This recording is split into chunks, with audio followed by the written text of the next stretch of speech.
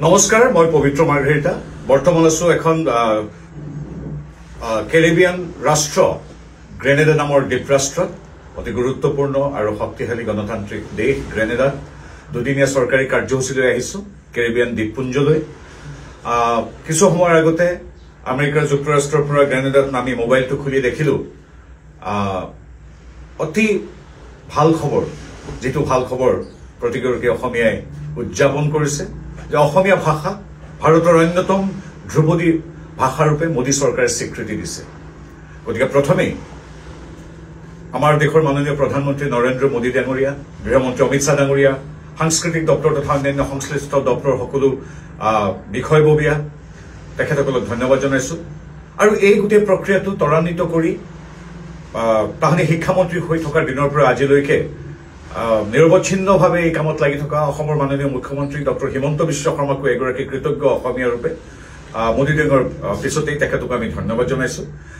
আমাৰ অসমীয়া ভাষাটো অতি শক্তিশালী ভাষা, নজহা নপমা এক সুৱদী ভাষা, এটা ধ্ৰুপদী ভাষাৰ যিখিনি গুণ থাকিব লাগে প্ৰতিটো গুণেই হাজাৰ বছৰ ধৰি বিদ্যমান। এই ভাষাৰ স্বীকৃতিৰ বাবে সকলো গুণ আমাৰ আছে আৰু কেতিয়াবাই আচলতে স্বীকৃতি পাব লাগিছিল। তাৰ বাবে প্ৰয়োজন ৰাজনৈতিক সদিচ্ছাৰ, ৰাজনৈতিক সিদ্ধান্তৰ, আৰু সেয়া কৰি দেখুৱালে আমাৰ দেশৰ মাননীয় প্ৰধানমন্ত্ৰী নৰেন্দ্ৰ মোদীদেৱে।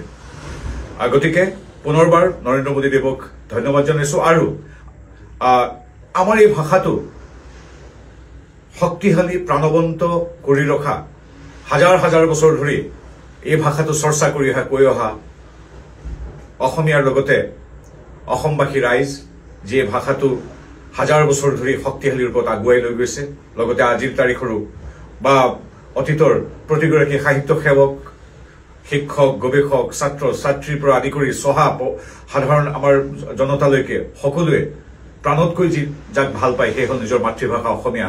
প্ৰতিগৰাকী ব্যক্তিক আৰু হাজাৰ বছৰীয়া আমাৰ ইতিহাসৰ প্ৰতিগৰাকী ব্যক্তিক এই চেগতে এগৰাকী গৌৰৱী সমগোত্ৰীয় অসমীয়া হিচাপে আন্তৰিক কৃতজ্ঞতা জনাইছো, অভিনন্দন জনাইছো প্ৰতিগৰাকী ব্যক্তিক। এ আমাৰ প্ৰাপ্য আছিল, কিছু পলম হল যদিও নৰেন্দ্ৰ মোদী দেৱে আমাৰ ভাষাটোৰ যিটো প্ৰাপ্য স্বীকৃতি সেয়া দিলে আমি কৃতজ্ঞ। পুনৰবাৰ প্ৰতিটো জাতীয় সংস্থা যি আগতেও বিভিন্ন ধৰণৰ দাবী উত্থাপন কৰিছিল, অসম সাহিত্য সভাৰ পৰা অসম প্ৰকাশন পৰিষদলৈকে সকলোলৈকে কৃতজ্ঞতা জনাইছো।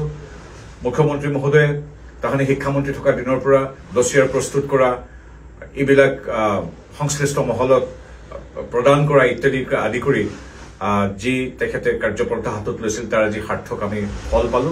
পুনৰবাৰ মোদী ডাঙৰীয়া, অসমৰ মুখ্যমন্ত্ৰী ডাঙৰীয়া, সংশ্লিষ্ট প্ৰতিটো সংস্থা, প্ৰতিগৰাকী ব্যক্তি, সাহিত্যসেৱী, ভাষাটোক প্ৰাণতকৈ ভাল পোৱা প্ৰতিগৰাকী ব্যক্তি আৰু সমগ্ৰ অসমীয়া জাতিক অভিনন্দন জনোৱাৰ লগতে বাঙালী ভাষা, পালি প্ৰাকৃত আৰু মাৰাঠী ভাষায়ো স্বীকৃতি লাভ কৰিলে সকলোলৈকে আন্তৰিক ধন্যবাদ জনাইছো। আজি সঁচাকৈ এটা সুখৰ দিন। আজি অসমীয়া ভাষাৰ এই স্বীকৃতিয়ে আমাৰ জাতিটোক আৰু শক্তিশালী কৰিলে, অসমক শক্তিশালী কৰিলে। আমি কৃতজ্ঞ, আমি অভিভূত। সকলোকে পুনৰ ধন্যবাদ। মোদী ডাঙৰীয়াক পুনৰ ধন্যবাদ, অসমৰ মুখ্যমন্ত্ৰী মহোদয়ক পুনৰ ধন্যবাদ। জয় অসম, বন্দে মাতৰম।